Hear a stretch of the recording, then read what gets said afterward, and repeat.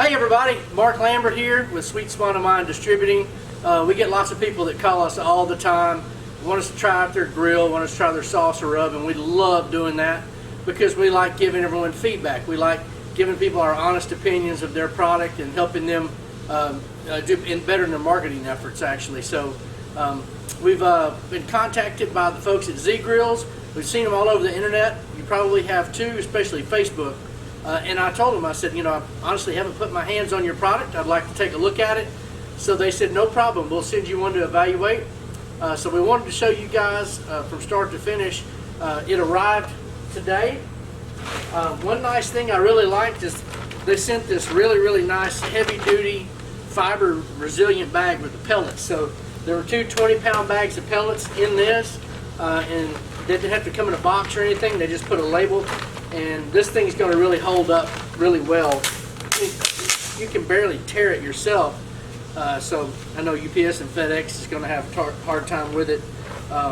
Should show up in one piece. All your pellets shouldn't be spilled all over the FedEx truck. So first and foremost, I kind of like their method of shipping pellets.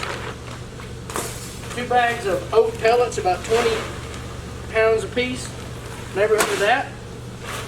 We'll use them to fire it up for the first time.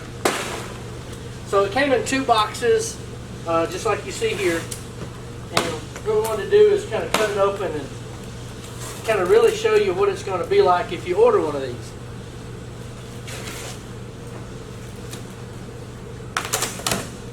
We're going to cut it open. We haven't prepped anything, done anything. We'll try to edit this down to make it a little easier to watch when we go get our tools and all that kind of good stuff. We're going to go through and look at all the pieces and figure out what we need to get this put together. So there are the grates.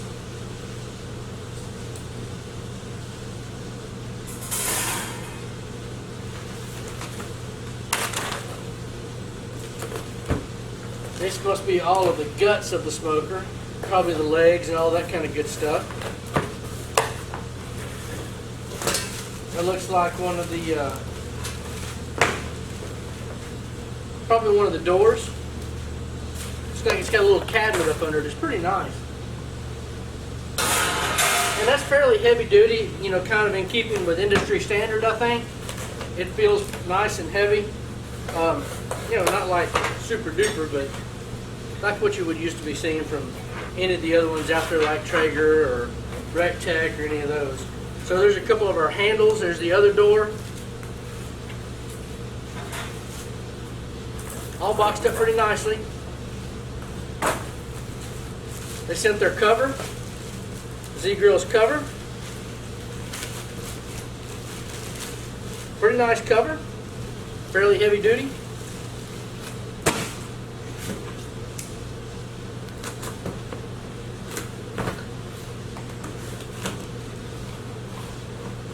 Casters.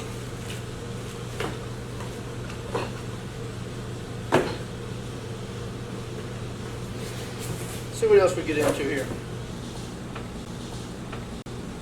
Alright, so we've got everything kind of set up for operation number 1, assembly of the bottom base, which is this. It's got 4 different casters, 2 swivel locking and 2 swivel non-locking. So the way it looks is that the locking ones kind of go up to the front with the opening, and the 2 regular swivel ones go toward the back. I guess this opening right here is the section that where you can get to them and actually operate them with your feet to lock the casters. So looks like all you got to do is kind of get in here and screw these casters into place.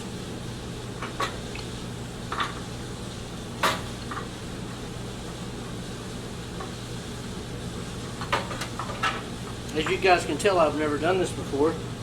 And that's the beauty of this video. And if this is to be a viable solution for the everyday backyard griller, you know, kind of need to see how much trouble this thing really is to assemble.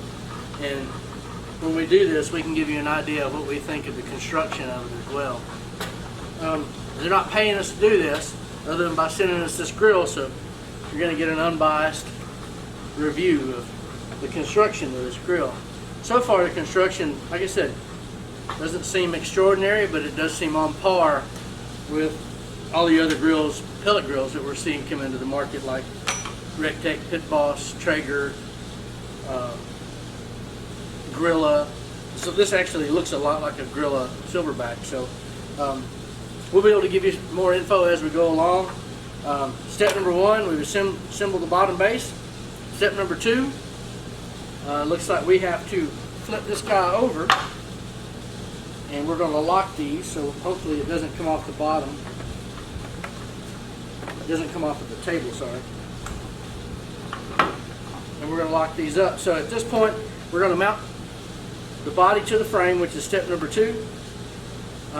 We got left plate, right plate, back plate, and then a beam between those, which the beam is the other part that we see here.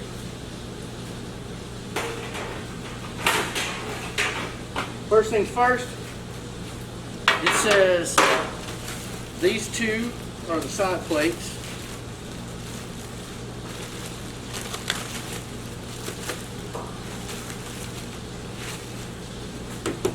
I mean, it's not crazy heavy, but it's adequate. So number 40 is the left plate.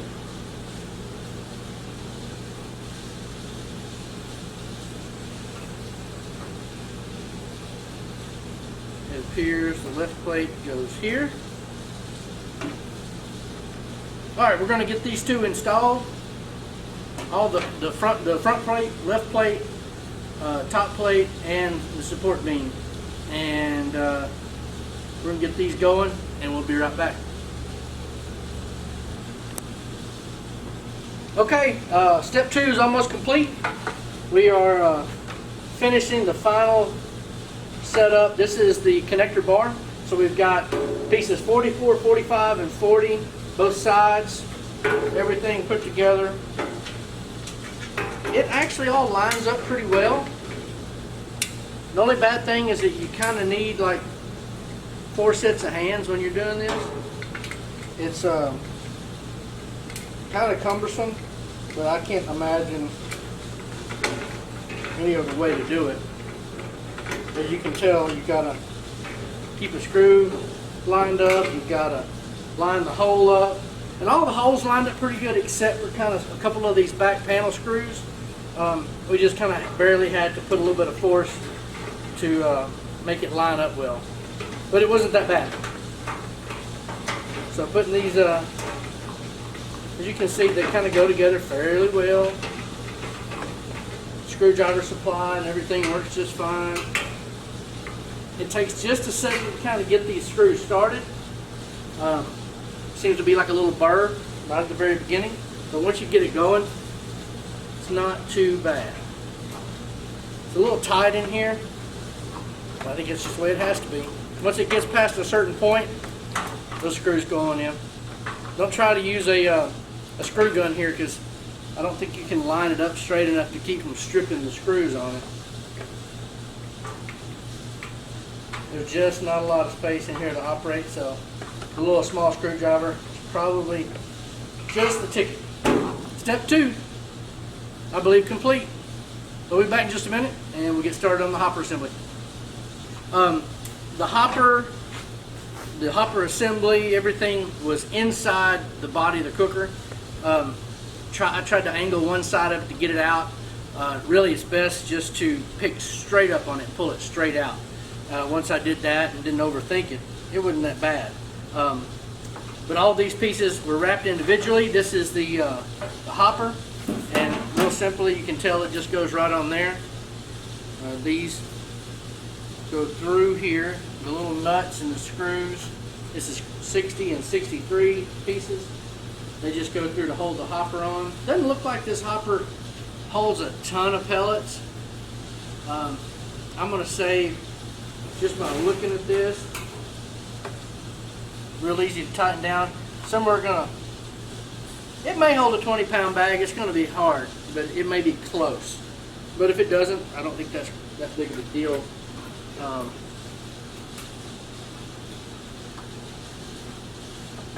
Personally, I don't think it should hold a ton of pellets. Most people leave pellets in there way too long anyway, which leads to them getting impacted in the auger and everything. So I think it's best to hold fewer pellets than too many. This goes on real easy. Just 4 screws and nuts. The nuts go to the inside though.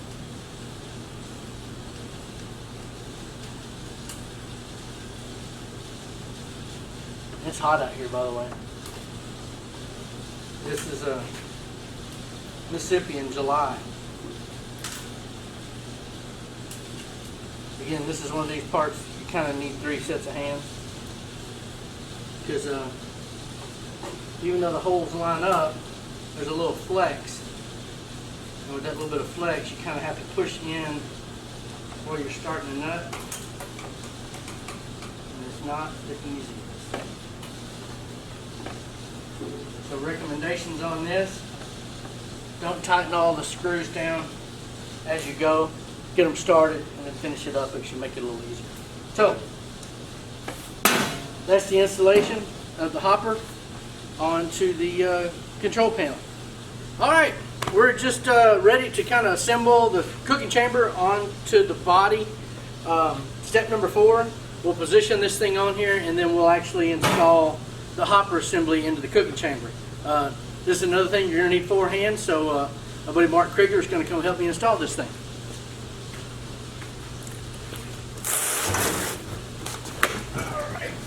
Not too heavy. It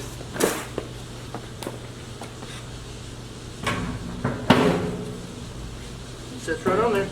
Yeah. So it looks like you've got some holes in the sides there, maybe 4 of these number 60 screws. Everything seems to line up pretty good.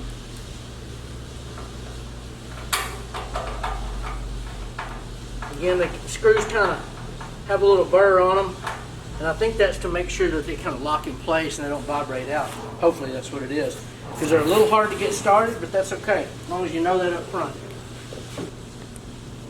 Okay, we're working on assembling this cooking chamber onto the base.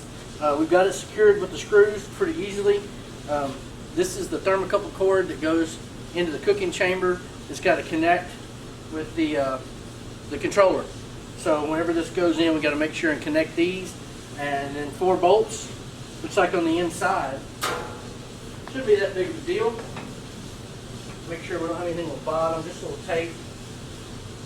So come around this back side, since I'm right-handed, and make sure we keep this stuff out of the way. This out of the way, and we'll see if we can slide this into place. Hey, no problem. Before I get ahead of myself, this excess wire should still be kept on the outside. Make sure that this clip lines up the right way. That is the right way. And a little space down here to kind of stuff it in. No problem. Alright.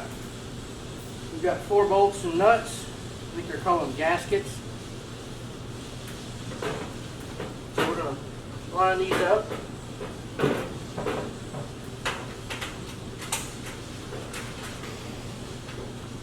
There you have it. Everything's installed. Thermocouple's hooked up. On to the next step. It's just a handle so that you can more easily open the hopper to add your pellets. So there's a little screw and there's a little washer, and the handle itself is threaded. Goes together real easy.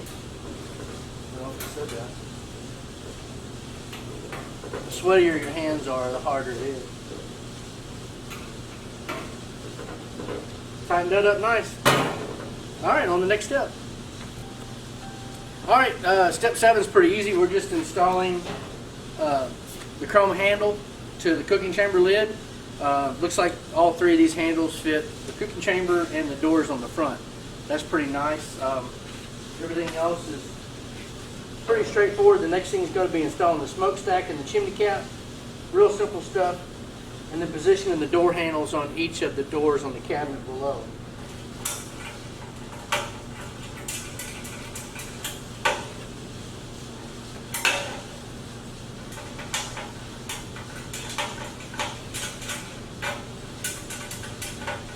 Give them good hand tight. And we're going to come back with our supplied wrench. Make sure we get them nice and tight. There we go. So, moving right on into the smokestack and chimney cap. Should be what we have right here. The two pieces left inside there are the pieces that we need.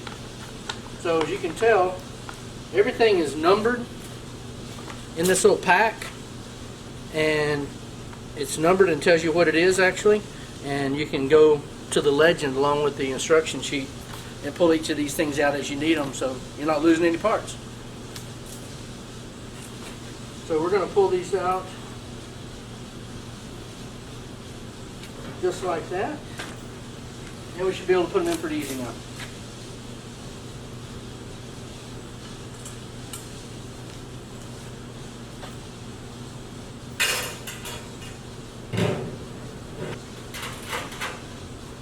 There we go. Once that's in there, our chimney cap just screws right onto there. And there's a little set nut down there so you can adjust the height for your exhaust on your chimney cap.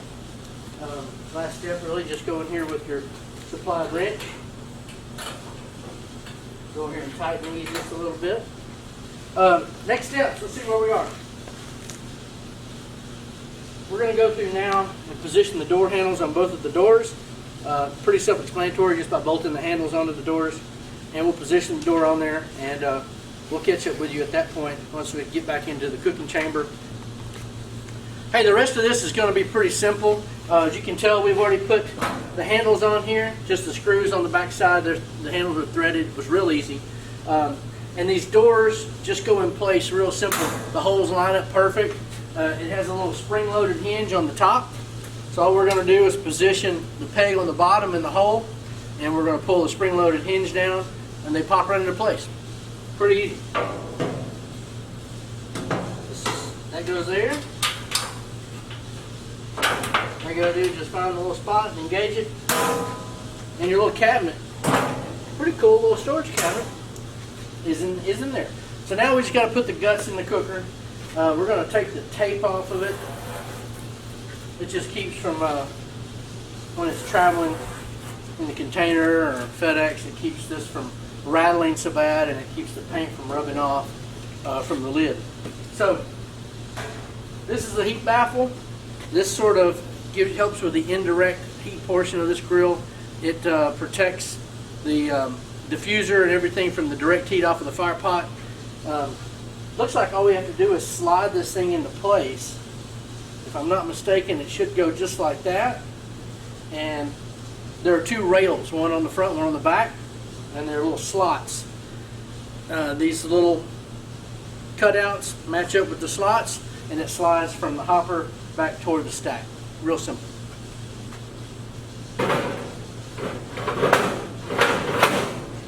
Almost like we've done it before. Works really good. I'd like to see, you'll see when we start testing this thing, it's going to be cool to see how this thing works with a set of grill grates, with that removed and the heat diffuser removed. It probably tells you not to do that, but we're going to put it through its paces. So, heat diffuser. Highly recommend covering this with foil to make it easier to clean in between uses. But it needs to be angled so the grease and the fat that falls out can run from one end to the other into the bucket. So I believe that it goes in just like this.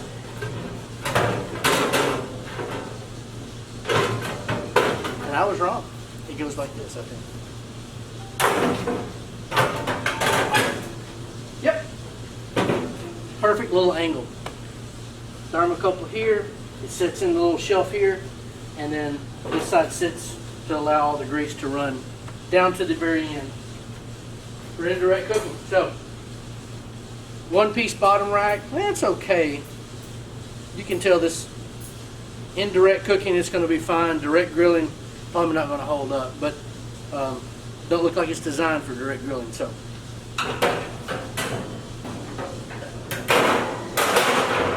that drops in, and the second shelf looks like it's just got a couple holes,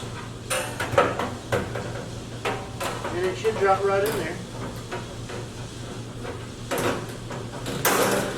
Real easy.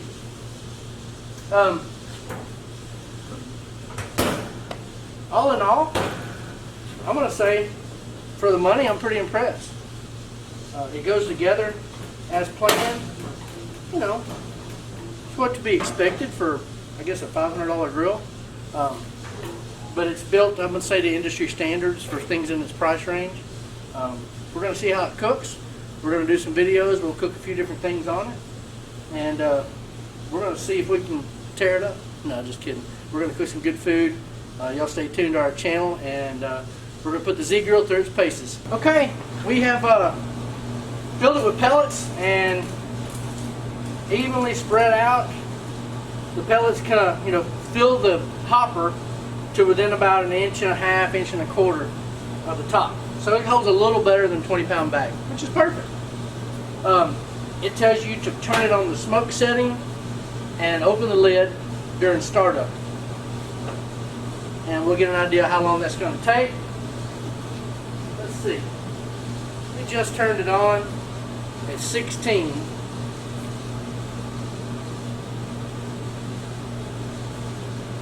And let's see how long it takes. So, we started at 7:16. We're at 7:25. We have combustion and smoke completely gone in less than 10 minutes. Now that's from a dry smoker, so your subsequent startups after this are going to be much faster because your auger is already full of pellets. Things are going to start up a lot faster. This is your initial startup. It's going to be slow. Pretty rapid increase now. 165 degrees and climbing.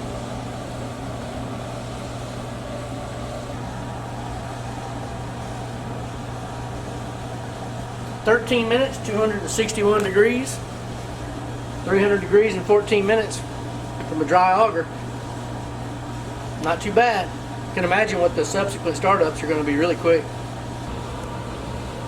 Alright folks, there you have it. 39 minutes from a cold start, empty auger, to 451 degrees. 1 degree in excess of the set point that it flashed up when we hit the high temp. So it does what it says it'll do if you keep it clean. We actually opened the grill 1 second just to peek inside. It probably would have hit it a few minutes earlier, but she's up to 452. End of the day, this Z-Grill is everything that they advertise it to be. So we're going to put it through its paces. We're going to cook some different recipes and some different techniques and some different proteins, some different vegetables, and we're going to see how it does. Interesting to see that you know, something of this caliber is affordably priced. So not every retailer out there on Facebook is out to get your money. These people seem like they're giving you a good product. Stay tuned, and we'll post some videos showing how this thing performs over time. Thanks for watching. You're here at Sweet Swan of Mine Distributing, doing our best to give you reviews of new and exciting barbecue equipment that comes and hits the market. God bless you. Peace out.